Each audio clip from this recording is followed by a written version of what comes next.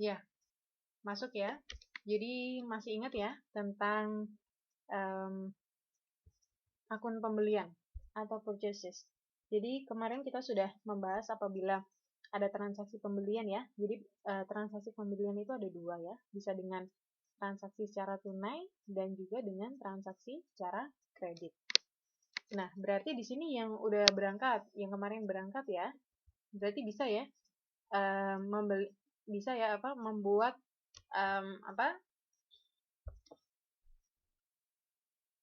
pencatatan seperti ini. Pencatatan akun pembelian apabila ada transaksi yang bukti transaksi yang bentuknya itu pembelian seperti ini. Gimana? Ada pertanyaan nggak yang masalah transaksi pembelian ini? Mbak Darsem, Mbak Karisma, dan Mbak Mary. Atau kita lanjut dulu ke materi selanjutnya, kemudian baru nanti di ending kita ini pembahasan soal, latihan soal. Gitu aja ya. Halo?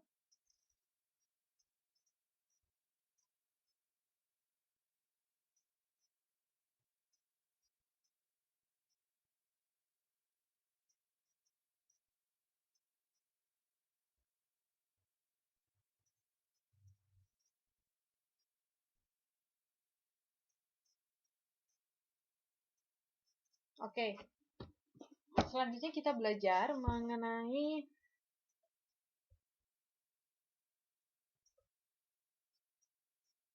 contoh transaksi pembelian yang lain. Kemarin kita sudah belajar mengenai akun pembelian secara tunai dan kredit. Nah, ini ada contoh lagi nih. Ada contoh transaksi pembelian ya, beberapa transaksi pembelian di sini.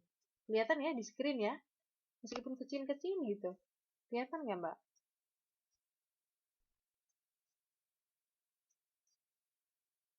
Oke, Mbak Karisma mau logout sebentar. Ini Mbak Darsem dan Mbak Karisma, Mbak Mary.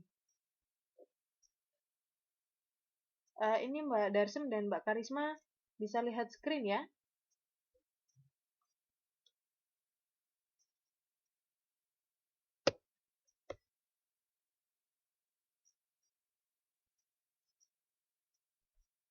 Ini yang lain kemana ya kok pada nggak masuk ya? Cuma 3 orang nih.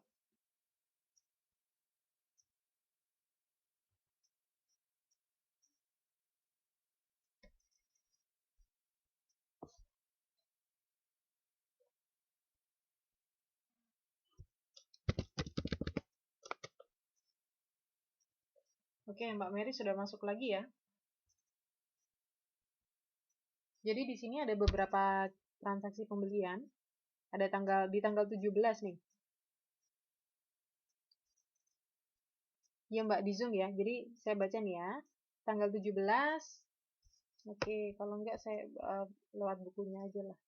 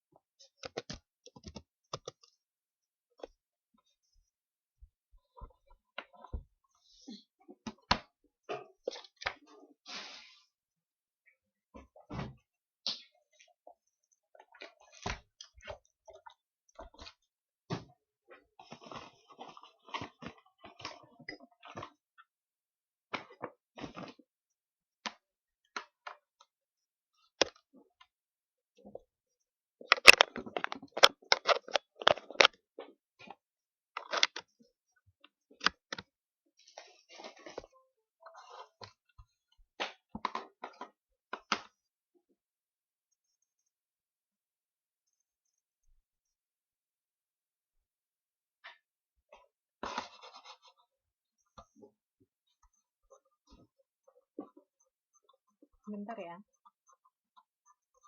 Halaman berapa yang bagian itu? Soalnya kalau di PowerPoint kok kayaknya nggak jelas gitu.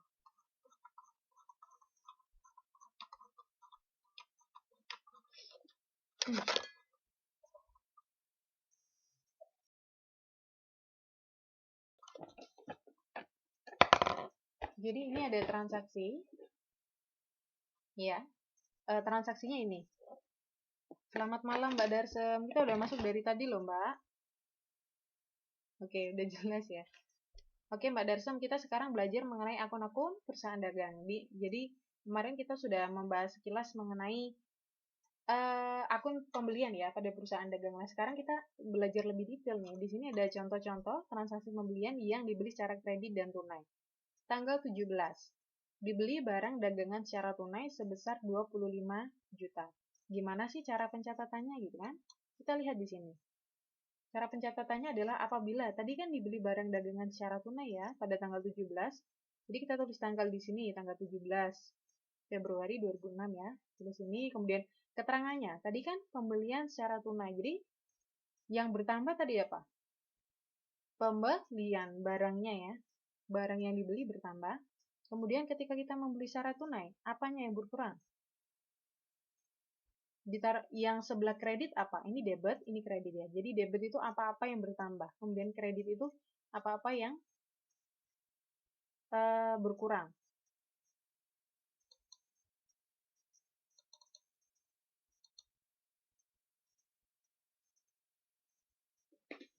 Nah, kira-kira tadi, kalau misalnya pembelian tunai, itu mengurangi atau yang dikurangi itu kas atau apa? Kasnya berkurang tidak? Berkurang ya. Jadi ketika kita melakukan pembelian secara tunai ya, jadi pembeliannya kita masukkan ke debit. Jadi barang kita nambah nih. Kemudian kreditnya kita masukkan kas. Kasnya berkurang. Kemudian transaksi yang kedua ya. Transaksi yang kedua pada tanggal 19 Februari 2006 dibeli barang dagangan seharga 20 juta dengan syarat 2 plus 10 N per 30 dengan nomor faktur 1801. Ada yang maksud nggak? 2 per 10 N per 30 kemarin tahu artinya?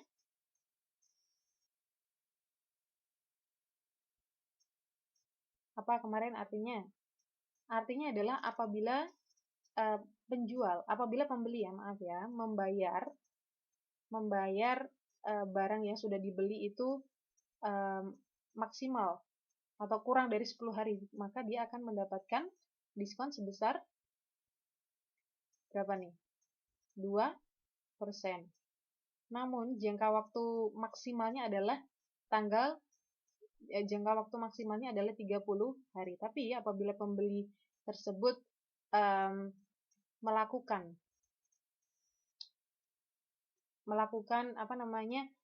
pelunasan ya, pembayaran sebelum atau paling lama 10 hari setelah pembelian, maka dia akan mendapatkan diskon sebesar 2%. Oke? Ingat nggak pelajaran yang kemarin? Jadi gitu ya, tapi ini dibeli barang dagangan seharga ini dengan syarat 2 plus 10 N per 30. Ini kira-kira kalau ada syaratnya kayak gini, kira-kira itu dibayar secara tunai atau secara hutang kalau kayak gini?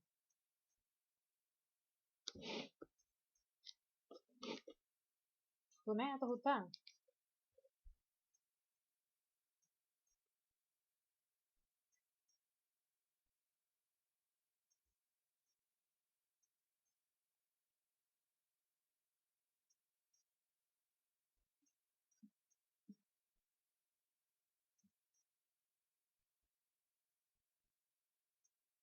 Oke, secara kredit ya. Oke, benar, secara kredit. Nah, gimana cara pencatatannya? Gitu kan? Cara pencatatannya adalah tadi sebesar 20 juta ya. Jadi jadi yang masuk akun debit adalah pembelian.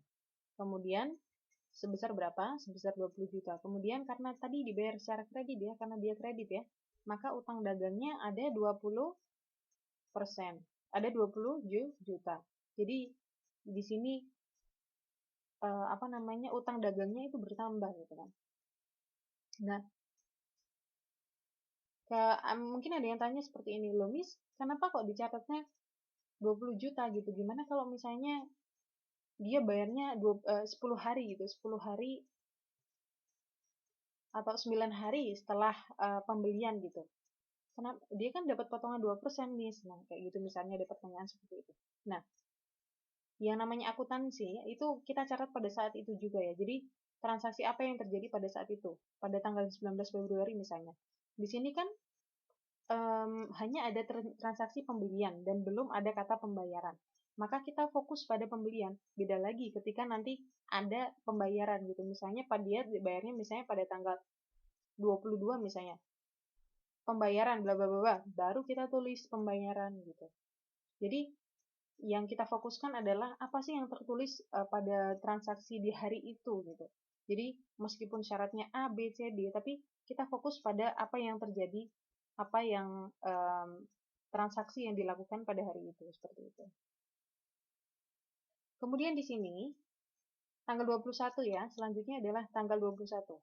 Dikembalikan barang dagangan yang dibeli tanggal 19 Februari seharga 5 juta karena rusak. Jadi tanggal 19 Februari itu ternyata ada barang yang rusak. Dan pada tanggal 21 Februari ini ternyata barangnya itu dikembalikan ya. Barang dagangannya dikembalikan sebesar berapa? 5 juta. Bagaimana pencatatannya? Pencatatannya adalah seperti ini. Nah, tadi kan pada tanggal 19 Februari tadi, itu kan hutang ya, 20 juta.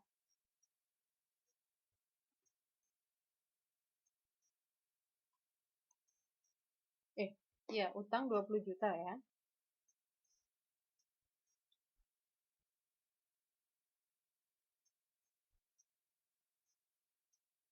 Kemudian di sini kita masukkan utang yang 5 juta, pengembaliannya tadi masuk ke dalam debit. Apa kreditnya? Kreditnya adalah retur pembelian atau pengurangan harga atau pengembalian barang yang dibeli. Logikanya gimana? Nanti kita bahas. Kemudian selanjutnya, tanggal 25 Februari. Dikembalikan barang dagangan yang dibeli pada tanggal 17 Februari sebesar 2,5 juta.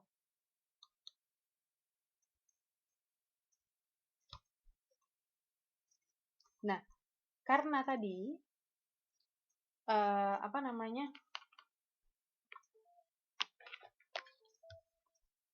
kalau pada tanggal 21 tadi kan sama-sama dikembalikan ada pengembalian barang ya, namun yang dikembalikan barang adalah barang yang sudah dibeli pada tanggal 19 Februari. Yang notabene adalah pada tanggal 19 Februari itu terjadi transaksi pembelian secara kredit, bukan secara tunai. Jadi yang masuk debit adalah utang dagang. Ya, berbeda kasus yang tanggal 25 Februari yang mana barang itu dikembalikan, ya, barang dikembalikan atas transaksi pada tanggal 17 Februari. Yang mana tanggal 17 Februari itu terjadi pembelian secara apa? Secara tunai. Maka yang masuk debit, yang mendapatkan nambah itu apa yang nambah? Yang nambah adalah kas. Ya, kas kita nambah, kita dikembalikan duitnya kan. Kemudian kreditnya adalah retur pembelian atau pengurangan harga. Jadi itulah perbedaannya. Jadi yang diingat-ingat adalah ini ya, akun pembelian, kemudian kas, kemudian utang dagang, kemudian retur pembelian ya. Kemudian apabila terjadi pengembalian ke pengembalian ini perlakuannya bagaimana sih? Oh, ternyata untuk pembelian tunai dan kredit itu perlakuannya beda gitu apabila ada pengembalian barang. Nah, kasus yang terakhir. Tanggal 28 Februari 2006 dibayarkan pelunasan utang untuk pembelian barang dagangan tanggal 19 Februari. Nah, ini seperti yang saya bahas tadi. Kenapa sih, Miss, kok pencatatannya hanya seperti itu gitu pada tanggal 19 Februari? Ya, kita fokus pada tanggal itu saja. Ketika pembayaran beda lagi nanti. Nah, pembayarannya ternyata dilakukan pada tanggal 28 Februari. Ini dia dibayar pelunasan utang untuk pembelian barang dagangan pada tanggal 19 Februari. Nah, 19 Februari ke 28 Februari itu berapa hari? Dia kan less than atau kurang dari 10 hari ya. Berarti dia mendapatkan diskon sebesar berapa tadi? 20%. Jadi utang dagangnya, karena utang dagang berkurang ya, maka dia masuk ke debit sebesar berapa? setelah mendapatkan diskon tadi 15 juta. Kemudian kasnya keluar berapa? Kasnya keluar 14.700. Kemudian potongan pembeliannya tadi 20% dari ini 20% dari di sini ada hitungannya nih. Jadi analisis transaksi ini adalah seperti ini ya. Jadi dengan adanya retur pembelian atas pembelian tunai menyebabkan jumlah kas bertambah sebesar 25 juta.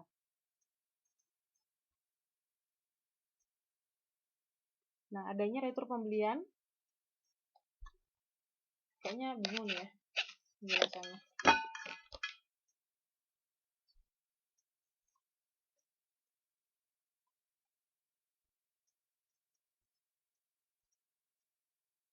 Ini kita langsung fokus ke penjelasan yang kedua. Adanya retur pembelian atas pembelian kredit sebesar 5 juta menyebabkan utang dagang kan menjadi 15 juta. Tadi kan kita punya utang, di sini kan punya utang 20 juta nih pada tanggal 19 Februari ya. Nah, karena dia mendapatkan potongan karena barang yang rusak tadi kan dikembalikan, maka utang dagangnya itu berkurang. Jadi yang namanya utang ya, ketika utang itu bertambah, maka kita masukkan ke kolom kredit. Namun ketika utang kita dikurangi, maka dia kita masukkan ke kolom kredit. Nah, pertama kita punya utang 20 juta ya, kemudian mendapatkan potongan karena ada barang rusak tadi. 5 juta potongannya. Sisanya berapa? Sisanya ada 15 juta, karena 20 juta dikurangi 5 juta. Nah, karena pelunasan dilakukan pada tanggal 28 Februari, perusahaan masih berhak atas potongan sebesar 2% karena less than 10 days tadi ya, kurang dari 10 hari tadi ya. Jadi dia mendapatkan potongan 2%.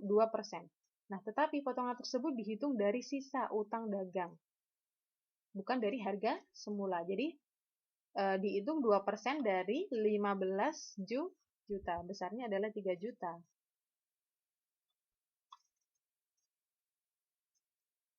Nah, beda lagi ketika pelunasan dilakukan setelah 28 Februari, maka hasilnya adalah seperti ini. Dia tidak mendapatkan potongan sebesar berapa? Tidak mendapatkan potongan sebesar 2%. Lah bedanya di mana, Miss? Bedanya adalah di sini. Kas yang keluar. Kas yang keluar cuma 14.700. Apabila dia mendapatkan potongan 2% atau apabila dia membayar less than 10 days after purchasing tadi ya. Ketika dia membayar 10 hari setelah pembayaran gitu, dia akan mengeluarkan hanya 14.700.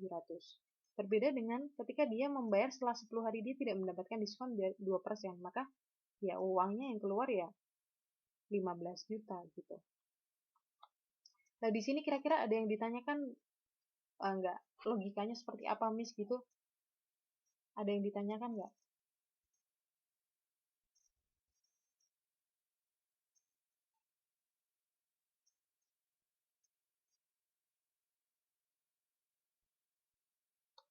Kenapa bisa masuk kredit? Kenapa bisa masuk debit? Ada yang ditanyakan nggak kira-kira? Jadi, nah, gimana cara melihat total transaksi? Nah, kita belum sampai total transaksi ya, Mbak. Jadi, ketika kita melihat total transaksi ya, kita lihat total transaksi, jumlah transaksi maksudnya. Atau total saldo kita, Mbak.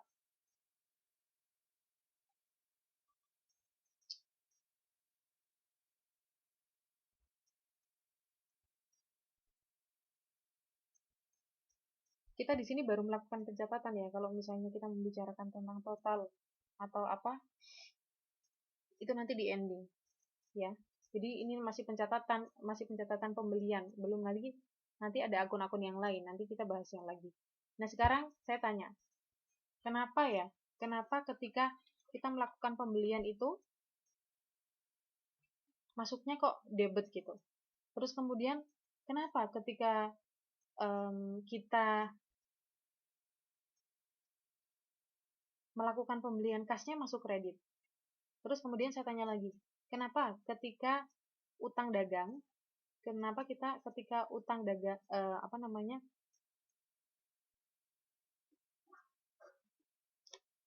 kenapa ketika kita membayar hutang kita gitu, ketika kita membayar hutang kok masuknya debit miss gitu, terus kasnya kok masuk kredit, itu logikanya seperti apa? Ada yang bisa jawab nggak kira-kira? Bingung nggak? Ini saya dulu belajar akuntansi bingungnya di logikanya loh. Kok kita bayar utang kok masuknya debit sih miss? Gimana logikanya? Ada yang tahu?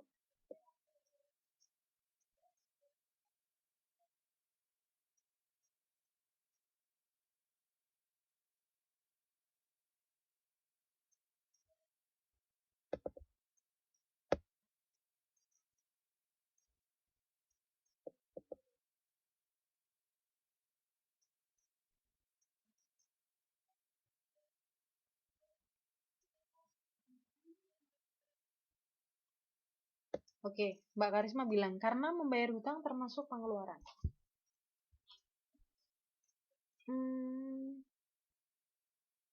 Jadi masuk kredit. Karena bayar utang berarti barang kita bertambah dan itu milik kita.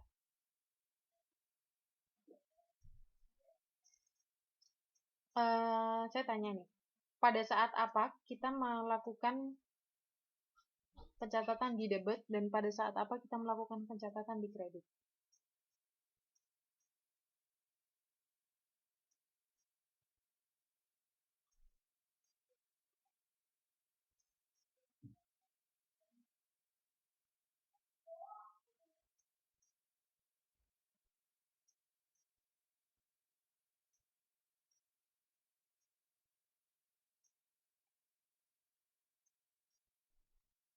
Debit pada saat pemasukan uang.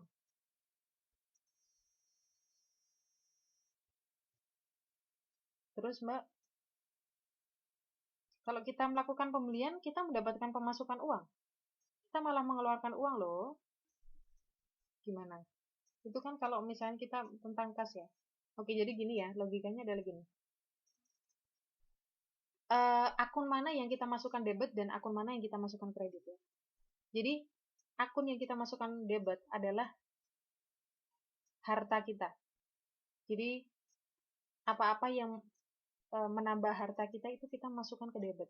Kemudian, apabila ada transaksi yang itu mengurangi harta kita, mengurangi harta itu beda sama uang ya. Jadi, harta itu, uang itu termasuk harta, tapi gak semua harta itu bentuknya uang gitu ya. Jadi, apapun yang itu menambah harta kita, itu termasuk kita masukkan ke debit. Nah, apapun yang menjadi atau membuat harta kita itu berkurang, harta itu kan banyak ya, baik uang, gedung ya, kemudian potongan pembelian itu loh, gitu ya, kita mendapatkan diskon, itu juga harta kita loh. Jadi potongan pembelian yang kita dapat dari toko itu juga harta kita itu. Kemudian misalnya kita tadi barang yang kita balik ya, barang yang apa?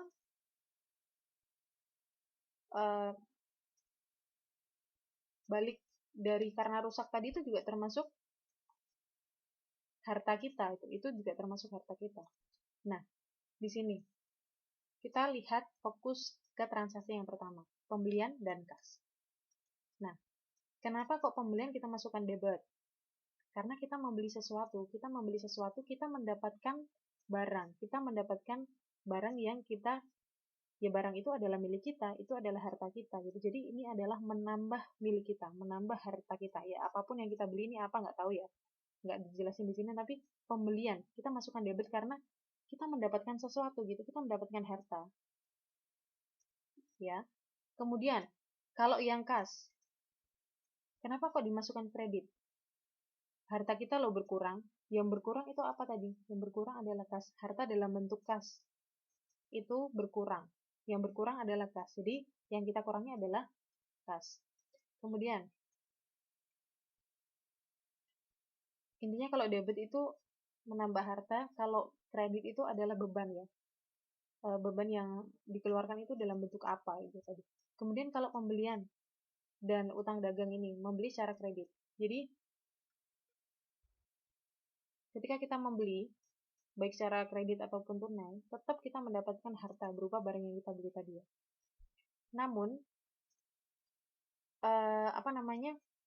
tanggungan kita nambah. Tanggungan kita nambah. Berupa apa? Berupa utang.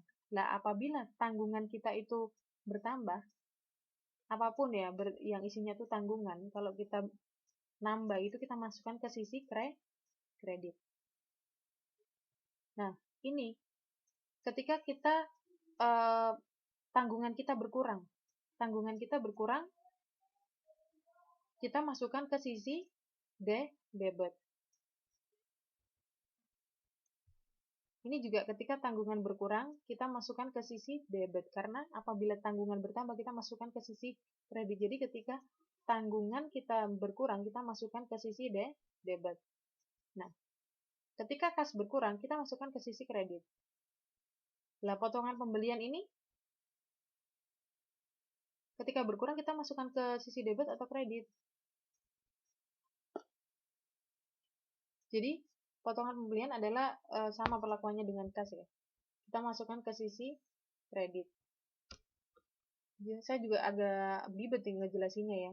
Jadi kalau misalnya ada pertanyaan, logikanya kayak gimana, langsung aja ditanyain ya Mbak ya. Gimana Mbak Darsa, Mbak Karisma, dan Mbak Mary?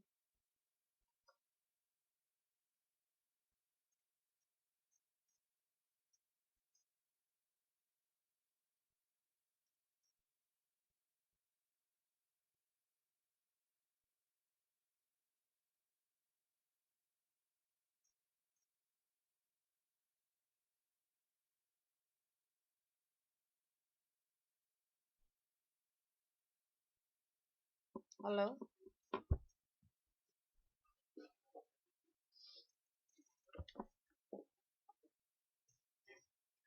Oke, mungkin kalau praktik lebih jelas ya. Intinya gitu ya. Kalau ada pertanyaan, pokoknya langsung ditanyain. Logikanya seperti apa. Soalnya, ya kalau akuntansi ya kayak gini gitu.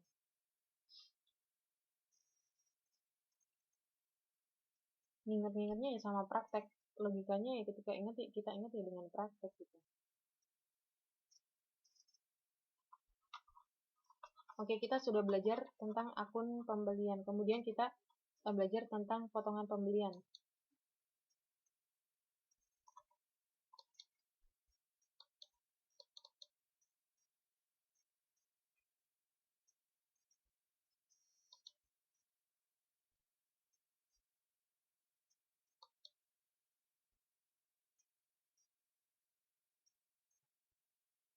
Nah, selanjutnya adalah kita tentang potongan pembelian.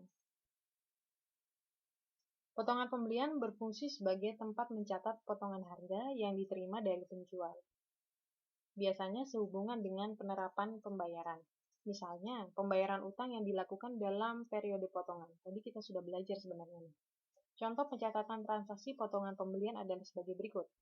Yang pertama, pada tanggal 20 Juli 2006.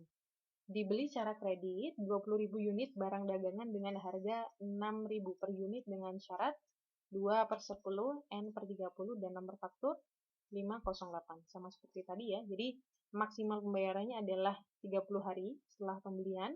Namun apabila pembeli membayar lunas barang yang sudah dibeli sebelum 10 hari ya, maksimal 10 hari atau gimana bilangnya, 10 hari, tidak lebih dari 10 hari setelah pembelian ya, maka pembeli tersebut akan mendapatkan diskon sebesar 2%. Nah, pencatatannya adalah seperti ini. Ini kira-kira tadi dibayar secara kredit atau secara tunai kalau seperti ini tadi?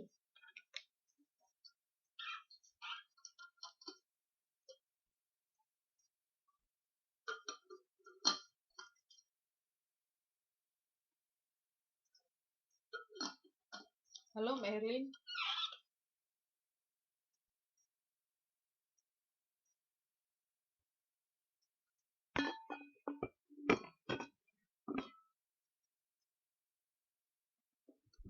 Secara kredit ya, oke. Secara kredit. Jadi, akunya adalah kita berhubungan dengan pembelian. Jadi kita membeli barang 20 unit kali 6.000, yaitu amount-nya atau totalnya adalah 120.000, 120 juta. Ya, kita masukkan ke sisi debit karena kita tadi hartanya bertambah ya. Kemudian beban kita juga bertambah nih. Utang kita bertambah lah. Kalau utang bertambah, kita masukkan ke sisi kredit. Oh iya Mbak Herlin, oke. Masuk Mbak. Kita sekarang sedang belajar mengenai akun-akun perusahaan dagang, oke? Kita sekarang sudah sampai potongan pembelian atau purchases discount. Nah, gitu ya logikanya sama seperti tadi ya. Kemudian pada tanggal 27 Juli 2006 dilunasi pembayaran utang nomor 508. Jadi tadi sama. Jadi karena kita sudah membayar beban kita, maka ketika beban kita berkurang kita masukkan ke sisi debit. Kemudian potongan pembelian ya. Potongan pembelian harta kita tadi ya sama kas kita berkurang. Dan 2,4 ini dari mana? 2,4 adalah 2% kali 120 juta. Totalnya adalah kita mengeluarkan uang hanya sebesar 117.600 karena 2%-nya 2,4 jutanya adalah kita mendapatkan diskon karena membayar 10 hari tadi ya setelah pembelian. Oke. Jelas ya sampai sini ya karena kita sudah membahas ini ya. Untuk Mbak Herlin nanti lihat apa Mbak? Lihat rekamannya ya. Kemudian kita masuk ke poin D. Poin D adalah beban angkut pembelian barang yang dibeli atau freight in. Beban angkut yang menjadi tanggungan pembeli akan dicatat pada akun beban angkut pembelian di sisi debit.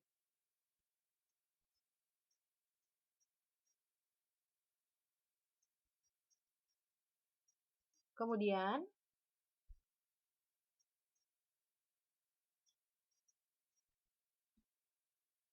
beban angkut yang menjadi tanggung jawab pembeli yang dibayarkan langsung kepada penjual akan dimasukkan pada faktur pembelian. Misal contoh. Jadi saya ulangi ya.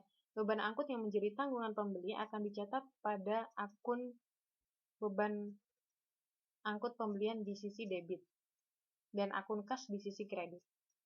Akan tetapi, beban angkut yang menjadi tanggung jawab pembeli yang dibayar langsung pada penjual akan dimasukkan pada faktur pembelian.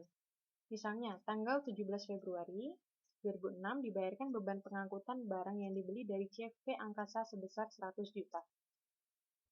Nah, pencatatannya adalah seperti ini. Jadi, beban angkut pembelian karena di sini adalah transaksinya tadi adalah dibayarkan. Jadi kita membayar, pembeli membayar beban gitu, membayar bebannya, membayar hutangnya, membayar beban. Kalau misalnya beban dibayar itu ya, tanggungan dibayar itu masuk ke sisi debit. Apa yang berkurang? Yang berkurang kas, sehingga kas kita masukkan ke sisi kredit sebesar berapa? 100.000. Gimana? Jelas nggak Mbak? Sampai sini.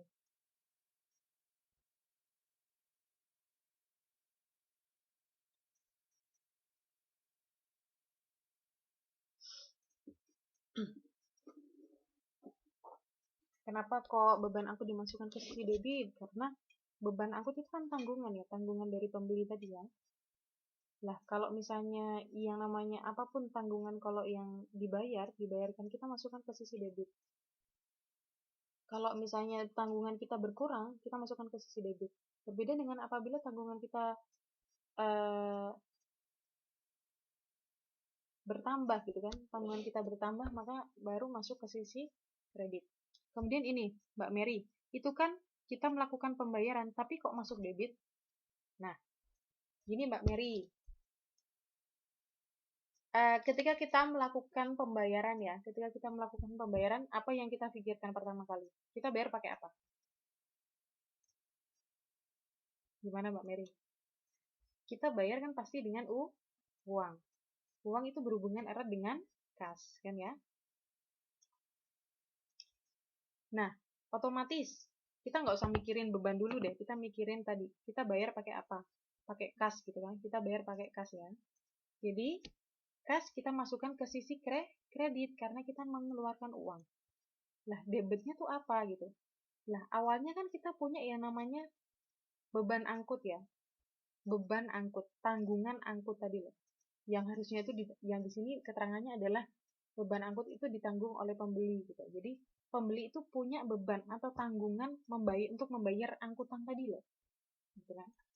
Nah, apabila ya dalam pencatatan pembelian itu ya, ini adalah kita mengasumsikan ini adalah pencatatan dari pembeli bukan penjual. Jadi apabila pembeli itu dia bebannya berkurang, itu kita masukkan ke sisi debit. Nah, apabila beban itu bertambah, maka masuk ke sisi kredit. Lah, kita ini kan kita sudah membayar beban angkut kita. Ketika kita membayar beban angkut, bebannya berkurang atau bertambah, Mbak Mary?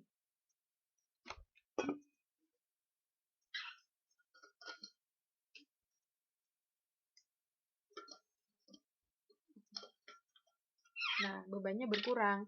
Jadi, kita masukkan ke sisi debit. Jadi, ini nih harus ditulis.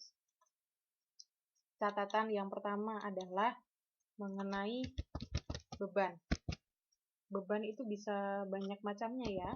Bisa ada hutang gitu kan. Kemudian tadi misalnya beban angkut gitu kan. Nah, catatannya adalah satu. Apabila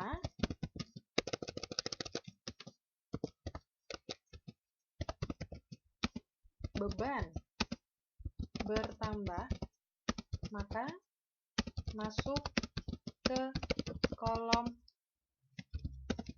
kredit. Oke. Kedua, apabila beban berkurang, maka masuk ke kolom debit. Oke. Gimana sekarang? Ini kita hafalin ini dulu aja ya. Jadi logikanya adalah seperti ini. Jadi kalau saya ngejelasinnya juga agak belibet, tapi semoga ini memberikan sedikit pencerahan ya. Jadi kalau intinya kalau kita masukkan apa-apa yang kita masukkan ke kredit adalah tanggungan kita. Kemudian apa-apa yang masuk ke sisi debit adalah yang mengurangi tanggungan atau yang dapat menambah harta kita. Oke?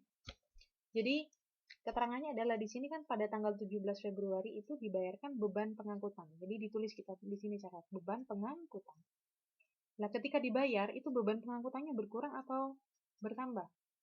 Namanya juga dibayar, otomatis kan bebannya berkurang. Bebannya hilang. Nah, sesuai dengan rumus yang saya catat di sini, apabila beban berkurang, maka kita masukkan ke sisi debit. Jadi kita masukkan ke sisi debit. Oke. Nah, ketika kita melakukan pembayaran, kita berhubungan dengan apa sih? Bayarnya dia secara tunai ternyata. Jadi kita berhubungan dengan kas. Kasnya berkurang atau bertambah ketika kita membayar, otomatis kasnya berkurang. Kalau kas berkurang, masuknya kemana? Ke kredit. Jadi gimana Mbak Mary? Sudah jelas? Jadi ini yang perlu dicatat ya, beban. Ini kita masalah beban dulu. Kalau misalnya bingung masalah beban, ini rumusnya.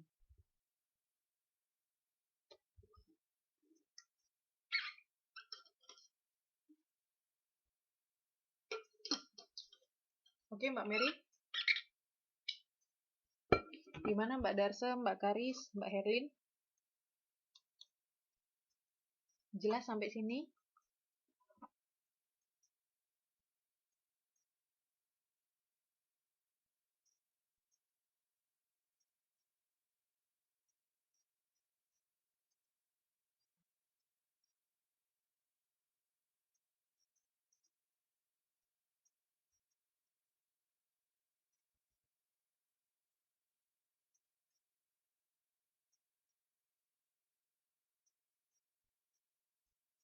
Oke, jelas ya?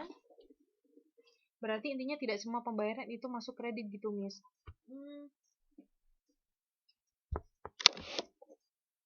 Jadi gimana ya? Kalau belajar akuntansi itu memang yang memang terlihat gampang gitu. Akuntansi dengan nyata-nyata aja gitu. Tapi akuntansi itu sebenarnya yang nggak gampang, susah. Yang susah apa logikanya gitu.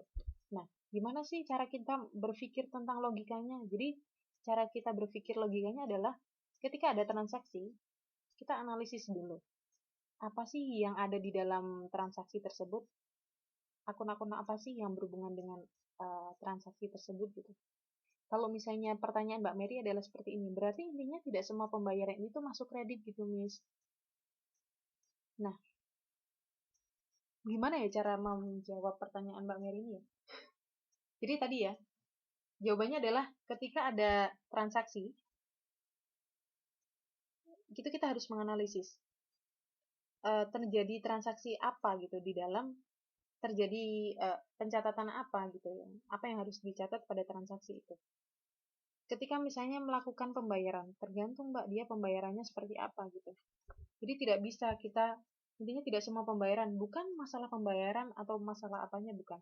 Kita berhubungan dengan, kita analisis per akunnya gitu. Intinya adalah tadi gitu, intinya adalah masalah harta dan beban gitu. Jadi ketika beban kita bertambah, ketika beban bertambah, maka otomatis yang beban itu kan akan pada akhirnya akan mengurangi harta kita ya, namanya beban ya. Maka kita masukkan ke sisi kredit. Nah, pada saat kita membayar beban kita, otomatis kan kita mengeluarkan sejumlah amount money ya tadi ya, uang ya. Otomatis maka dari itu ya, kita masukkan beban itu ke sisi debit karena kita sudah membayar tanggungan kita. Nah, ketika kita membicarakan harta, contohnya adalah misalnya kas ya. Ketika harta kita bertambah, maka kita masukkan ke sisi debit. Nah, apabila harta kita berkurang, kita masukkan ke sisi kredit. Jadi, intinya tidak semua pembayaran itu masuk ke kredit, Miss. Yang masuk kredit, ya kasnya berarti. Kita bayarnya pakai apa? Pakai kas. Jadi, yang masuk ke sisi kredit adalah kas kita. Karena harta kita berkurang. Jadi, kita catat rumus juga yang kedua. Jadi, ada beban. Dan kedua adalah harta ya. Harta itu banyak ya. Oke, harta aja lah ya, misalnya adalah kas. Kita hartanya kas, oke. Rumusnya adalah kebalikannya dari kredit. Jadi kita analisis dulu, apabila ada transaksi, kita analisis dulu. Ini berhubungan dengan apa sih lah? Setiap transaksi itu pasti ada hubungannya dengan dua. Berhubungan dengan yang satu adalah pasti ada sisi debit, pasti ada sisi kredit. Pasti ada yang bertambah dan pasti ada yang berkurang.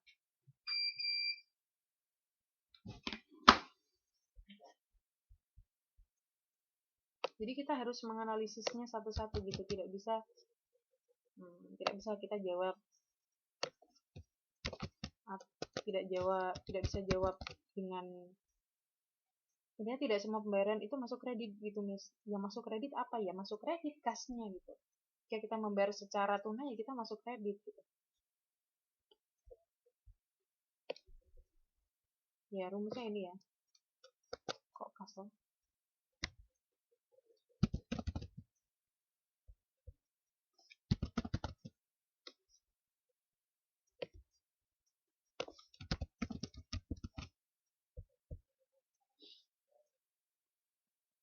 Kredit bisa.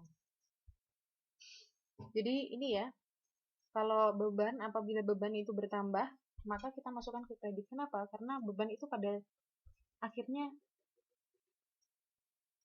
akan mengurangi harta kita gitu. Kita masukkan ke sisi kredit. Nah, apabila kita sudah membayar beban kita lunasin gitu, maka masuknya ke sisi debit karena beban kita sudah berkurang. Pokoknya diapalin rumus ini aja deh ya. Kalau misalnya beban bertambah jadi dia masuk kredit, kalau misalnya beban berkurang dia masuknya ke debit gitu. Nah, berbeda dengan harta, contohnya adalah kas. Apabila harta bertambah, maka dia masuk ke sisi debit. Nah, apabila dia berkurang, maka dia masuk ke sisi kredit. Mungkin gampang ya untuk harta ya, tapi untuk beban logikanya intinya dibalik aja. Oke? Sambil jalan intinya gitu. Gimana Mbak Darsa, Mbak Karis, Mbak Mary, dan Mbak Herlin? Nanti seiring dengan berjalannya waktu kita nanti belajar bareng. Bisa, insya Allah. Memang untuk pertama kali agak beribet ya Mbak ya. Logikanya kenapa gitu. Intinya ketika ada transaksi kita analisis dulu, pasti ada dua gitu. Dua atau lebih akun gitu. Lah kita transaksi. Ketika kita sudah menemukan, oh ini kasnya kredit nih karena kita ngeluarin uang buat bayar. Kira-kira apa ya debitnya gitu kan? Oke, jelas. Terima kasih. Lanjut.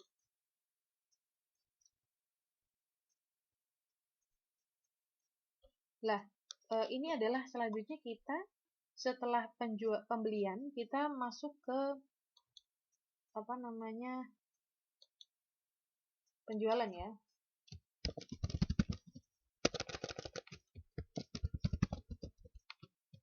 Nah, tadi loh ketika kita membeli barang, posisi kita sebagai pembeli, tadi loh pencatatannya seperti itu gitu kan. Pembelian masuk ke debit, kemudian kas masuk ke kredit. Terus gimana kalau misalnya kita nggak mau ngejual barang? Nulisnya gimana? Nulisnya seperti ini. Contohnya adalah pada tanggal 15 Maret 2006 dijual secara tunai barang dagangan seharga 4 juta. Kemudian pada tanggal 18 Maret dijual secara kredit barang dagangan seharga 7 juta kepada toko Budi Makmur. Jadi sama seperti penjualan ya. Sama seperti pembelian. Penjualan itu juga ada dua gitu. Ada di penjualan secara tunai dan secara kredit. Kita lihat pada tanggal 15 Maret di sini penjualan dilakukan secara tunai. Jadi tadi kita jual barang. Kalau kita jual barang kita dapat apa sih? Kita dapat uang. Kalau kita dapat uang, masuknya kemana? Masuknya ke kas kan ya. Lah rumusnya tadi, kalau kasnya bertambah, masuk ke sisi apa? Masuk ke sisi debit. Jadi kita masukkan di sini debit 4 juta. Kemudian kan tadi di sini kita berarti ada penjualan dan ada uang masuk ya. Berarti sisi kreditnya adalah penjualan. Jadi barang-barang yang kita punya tadi loh kita berkurang. Yang berkurang apa gitu kan? Yang berkurang adalah barang kita. Kita masukkan ke sisi kredit. Kemudian yang kedua, dijual secara kredit. Nah, kalau misalnya tanggungan kita itu namanya hutang, itu tanggungan kita. Kalau piutang itu termasuk harta atau tanggungan? Termasuk harta ya. Jadi meskipun dibayarnya bukan secara tunai nih, secara kas, namun tetap kita tulis gitu. Kita tulis dalam bentuk apa? Dalam bentuk piutang. Kalau piutang itu adalah kebalikannya dari hutang. Kalau hutang berarti kita harus membayar, kalau piutang nanti bakal ada yang bayar ke kita. Sebesar berapa? Sebesar 7 juta. Kemudian penjualannya. Barang kita berkurang berapa? Kita ngejual berapa nilai barang gitu kan? 7 juta juga ya. Di sini 7 juta ya, bukan 700. Kalau sampai sini masih gampang ya. Saya pakai HP tulisannya terlalu kecil. Bisa di zoom nggak Mbak?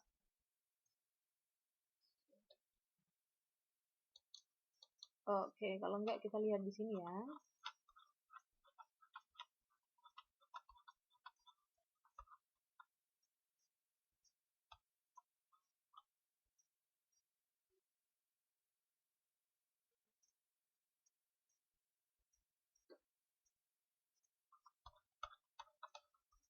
Kalau ini jelas Mbak.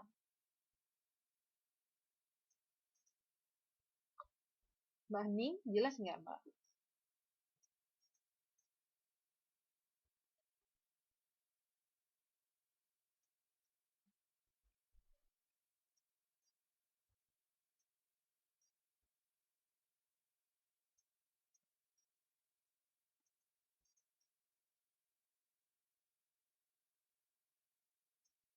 Oke, jelas ya. Jadi kalau yang penjualan tadi masih gampang ya. Jadi kalau kita ngejual barang kita otomatis mendapatkan uang yang masuk ke kas gitu. Tapi kalau dibayar secara tunai, kalau dibayarnya secara kredit, maka bukan kas yang nambah gitu karena belum dibayar. Jadi kita punya piutang namanya. Nah, piutang masuk ke sisi debit. Nah, kreditnya apa? Kreditnya ya barang tadi yang kita udah jual. Jadi penjualan gitu ya. Oke. Kemudian selanjutnya sudah jelas mengenai penjualan ya. Kita belajar mengenai akun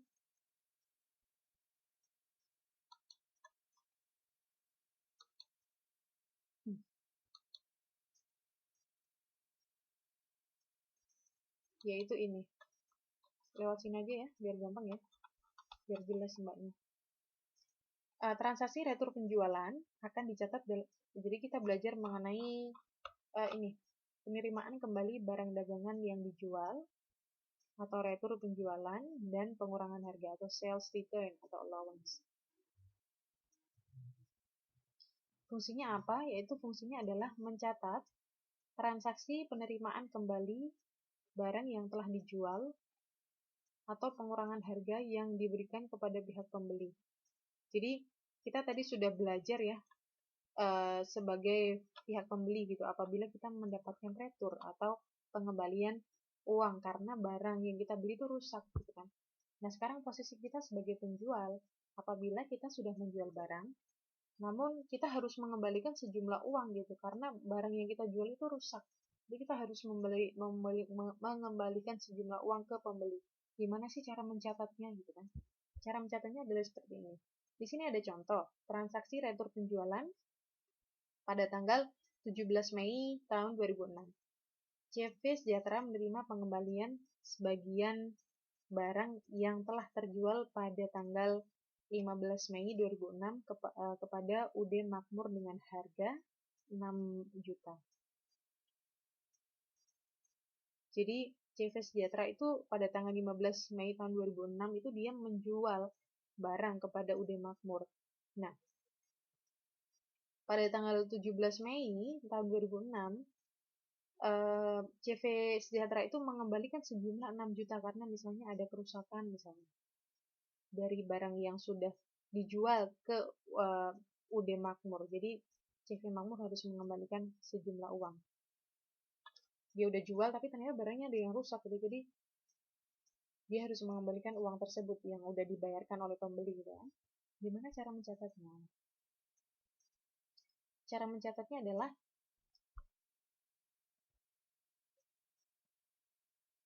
retur penjualan dan pengukuran harga. Kita di sini posisinya sebagai penjual. Kira-kira kalau sebagai penjual, retur penjualan dan pengukuran harga itu masuk beban atau harta nih? Mbak Darsa, Mbak Karisma, Mbak Mary, Mbak Herlin, dan Mbak Andin. Kalau retur penjualan itu, kira-kira kalau sebagai penjual itu masuknya tuh beban atau harta?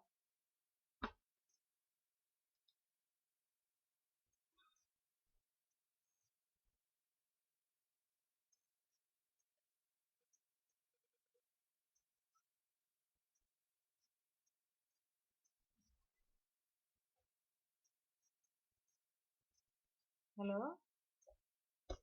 Gimana Mbak? Maksudnya? Gimana nih kok nggak ada yang jawab saya nih? Tadi Mbak Mary kayaknya udah jelas sama Mbak Karis nih. Gimana Mbak? Jadi retur penjualan itu bagi penjual itu merupakan harta atau beban? Jadi penjual itu harus mengembalikan sejumlah uang tadi loh. Itu kira-kira harta atau beban bagi penjual?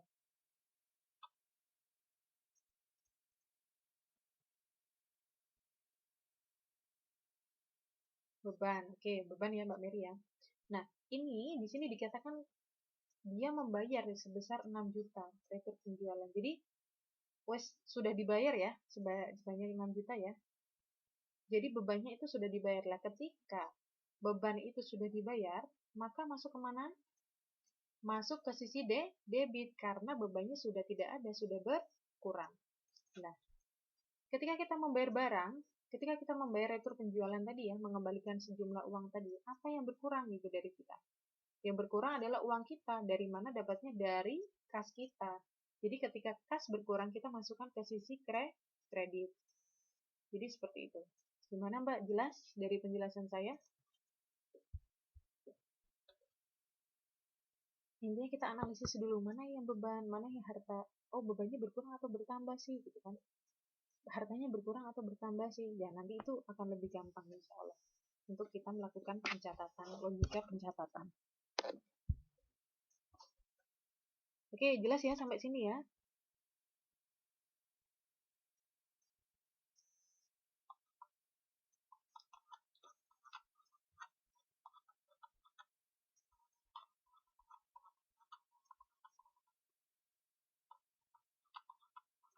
Gimana? Masih ada persediaan.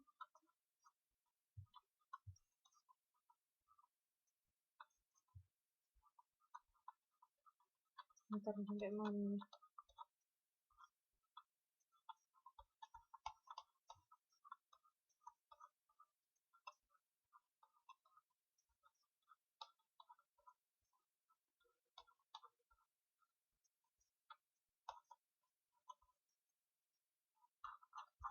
Ini nggak apa-apa ya, pelan-pelan aja dulu belajarnya karena baru pertama kali belajar, jadi saya mau ini apa, menguatkan dulu logikanya gitu, logika akuntansinya.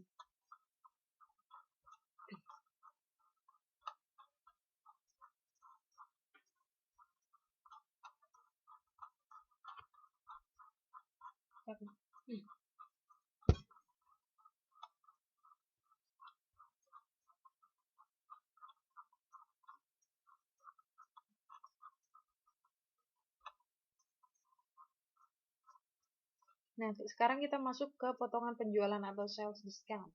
Nah, salah satu cara yang digunakan penjual dalam menaikkan omset penjualannya adalah dengan memberikan potongan penjualan atau sales discount tadi. Akun potongan penjualan ini termasuk akun kontra dari akun penjualan. Jadi ketika kita melakukan penjualan kita akan mendapatkan cash ya, mendapatkan money ya, uang yang masuk ke kas ya. Kemudian ketika kita melakukan potongan, sebaliknya uang yang masuk ke kita harusnya berapa jadi berkurang gitu karena kita memberikan diskon.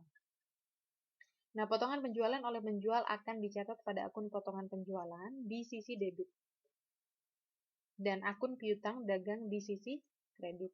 Jadi ketika penjual gitu ya,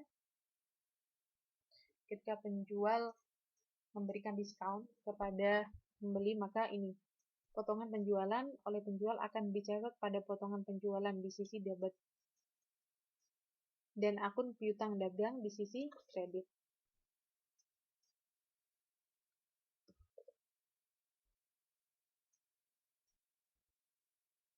Akun ini bisa terjadi dalam hal pembeli melakukan pembayaran utangnya dalam periode potongan yang telah ditetapkan. Oke, kita langsung aja ke contoh. Tanggal 2 Maret tanggal 2 Maret 2006 dijual barang dagangan seharga 7 juta dengan cara 2/10 N/30 kepada toko sekawan. Jadi sama seperti tadi ya, 2/30 N/30, 2/10, N/30 artinya adalah maksimal pembayarannya adalah 30 hari setelah pembelian. Namun apabila pembeli memberikan atau membayar pembelian ya, melunasi pembelian maksimal 10 hari setelah pembelian, maka dia akan mendapatkan diskon sebesar 2%. Kemudian tanggal 7 Maret 2006 diterima pelunasan atas penjualan barang dagangan tanggal 2 Maret. Jadi yang pertama ini kita sudah analisis seperti tadi, jadi ini jelas bahwa penjualannya adalah dilakukan secara kredit ya. Kemudian dilunasi pada tanggal 7 Maret. Transaksinya adalah seperti ini. Ini kita posisinya sebagai penjual ya, kalau tadi kan kita sebagai pembeli. Jadi kita kebalikan. Ketika penjual menjual barang secara kredit, maka bukan kas yang bertambah, melainkan apa? Piutang. Sebesar berapa? Sebesar 7 juta. Kemudian penjualan ya, di sisi kredit jelas penjualan sebesar 7 juta juga. Kemudian ketika membayar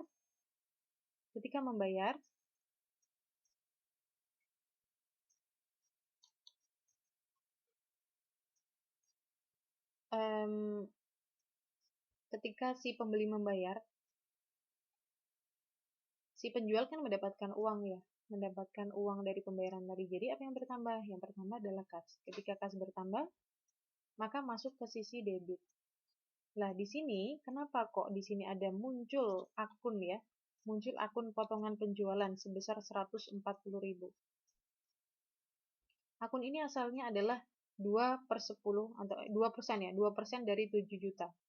Ya kita bisa hitung 2% dari 7 juta adalah 140. Kenapa kok bisa ada 140 di sini? Karena pembeli melakukan pembayaran pada 2 Maret, yang mana 7 Maret ya, yang mana di sini adalah 2 ke 7 6 hari ya, 6 hari ya. 2 3 4 5 6. 3 4 5 6 7 5 hari ya setelah pembelian, maka dia mendapatkan potongan sebesar 2%. Jadi di sini yang kita ingat-ingat. Jadi ketika menjadi penjual, maka ketika memberi diskon, maka potongan penjualan itu masuk ke sisi debit.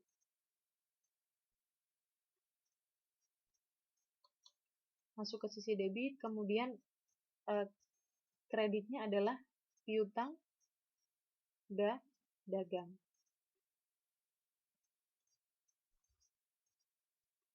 Jelas nggak ya kira-kira di sini ya?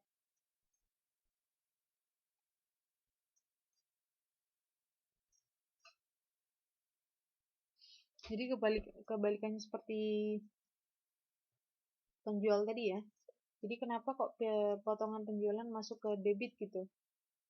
Karena dia sudah dibayar tanggungan. Potongan penjualan itu kan tanggungan ya bagi bagi penjual gitu. Jadi apabila sudah dibayarkan potongannya itu tadi ya, diberi potongan, maka dia masuk ke sisi debit karena tanggungannya berkurang. Kemudian kita berhubungan dengan piutang dagang. Kenapa? Karena pembeli tadi itu membayar secara kredit gitu. Jadi di sini kreditnya adalah piutang dagang. Gimana ya saya menjelaskannya yang agak beribet nih. Ya, nanti kalau tidak ada pertanyaan langsung tanya aja ya. Ini saya extend 5 menit lagi nih.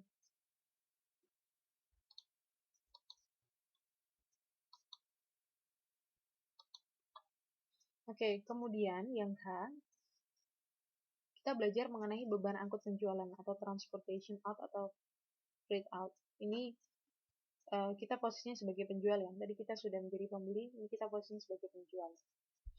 Beban angkut penjualan terjadi karena penjual menanggung biaya pengiriman barang sampai ke tempat pembeli. Kalau tadi biaya angkutnya ditanggung oleh pembeli, kita sekarang membicarakan apabila case-nya adalah beban angkut itu dibayar atau ditanggung oleh penjual. Biaya ini dilaporkan dalam biaya operasional. Ingat, biaya operasional. Nah, contoh di sini adalah pada tanggal 15 Mei 2006 diterima faktur dari CV Tiki atas pengangkutan penjualan barang dagangan yang dilakukan secara kredit sebesar 300.000. Jadi pencatatannya adalah tanggal 15 Mei diterima faktur dari CV Tiki atas pengangkutan penjualan barang dagangan yang dilakukan secara kredit sebesar 300.000.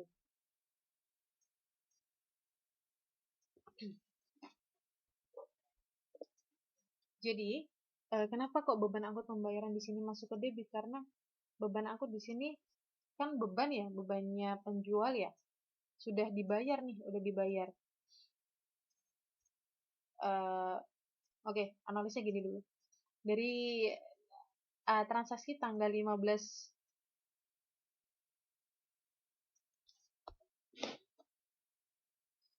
Mei ini, kita tahu bahwa diterima faktur dari CV Tiki atas pengangkutan penjualan barang dagangan yang dilakukan secara kredit sebesar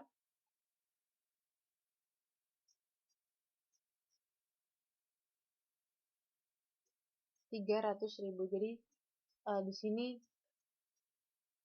penjual itu menerima faktur dari CV Tiki ya, yang mana atas pengangkutan penjualan barang dagangan yang dilakukan secara kredit sebesar berapa? Jadi sebesar 300.000. Jadi di sini muncul bahwa penjual itu punya utang 300.000.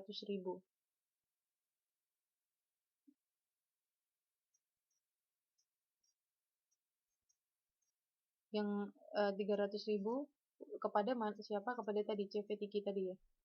300.000. Kemudian ini berhubungan dengan apa? Berhubungan dengan apa ya?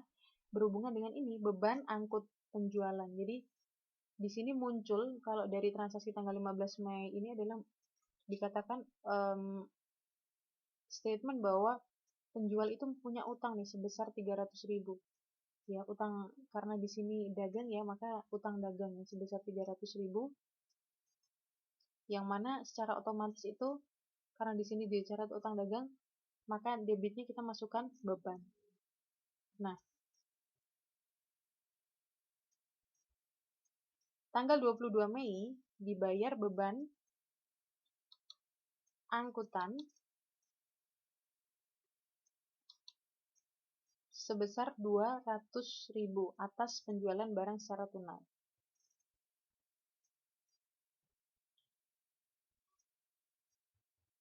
Jadi di sini muncul bahwa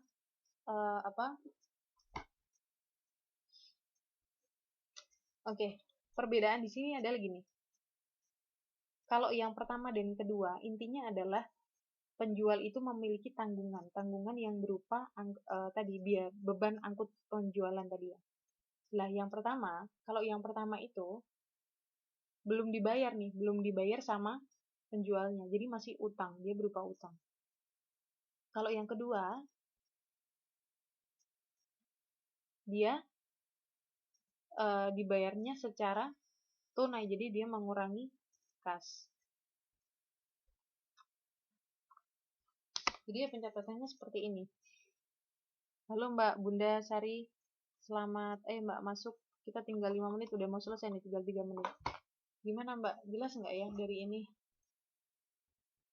Tinggal 3 menit ini dipahami sendiri ya. Intinya kalau beban berkurang, maka dia masuk ke sisi debit. Kalau misalnya beban bertambah, kita masukkan ke sisi kredit gitu. Nah, ketika ada transaksi, kita harus menganalisis akun apa aja sih yang berhubungan atau berkaitan pada transaksi itu. Pasti ada yang masuk ke sisi debit dan pasti ada yang masuk ke sisi kredit, oke? Jadi kita pelan-pelan aja lah logikanya ya. Yang penting kita dapat logikanya dulu aja. Soalnya saya juga bingung nih ngejelasinnya gimana. Ini ya yang perlu diingat-ingat ya. Jadi ya apabila beban bertambah maka masuk ke sisi kredit, kemudian apabila beban berkurang maka masuk ke sisi debit. Nah, beban itu contohnya apa? Contohnya adalah beban itu adalah hutang, kemudian beban angkut tadi ya. Itu termasuk beban. Berbeda dengan harta adalah kebalikan dari beban. Apabila harta bertambah, maka masuk ke kolom debit. Dan apabila harta berkurang, maka masuk ke kolom kredit. Nah, harta itu apa sih? Harta itu contohnya adalah kas misalnya. Kemudian barang-barang yang kita punya yang baru saja kita beli atau kalau penjual ya berarti persediaan itu masuk ke harta. Ini yang kita ini dulu ya. Kita harus hafal ini dulu gitu kan. Ya selanjutnya kita belajar di pertemuan selanjutnya aja, oke? Saya upload nanti. Perlahan aja kita belajar akuntansi, soalnya saya juga mikir gimana ya cara supaya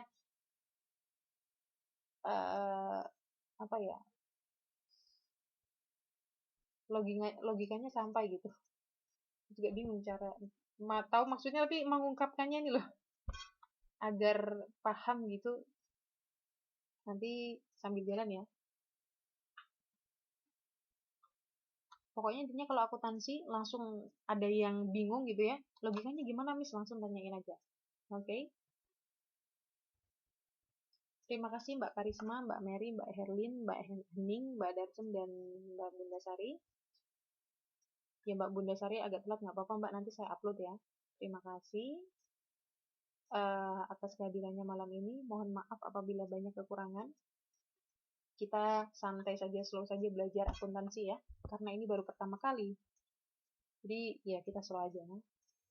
Semoga apa yang kita pelajari malam ini dapat bermanfaat ya bagi kita, dapat menambah pembendaraan ilmu kita. Terima kasih. Marilah kita tutup pelajaran malam ini dengan bacaan hamdalah bersama-sama. Alhamdulillahirrahmanirrahim. Terima kasih dan selamat malam, selamat istirahat. Wassalamualaikum warahmatullahi wabarakatuh.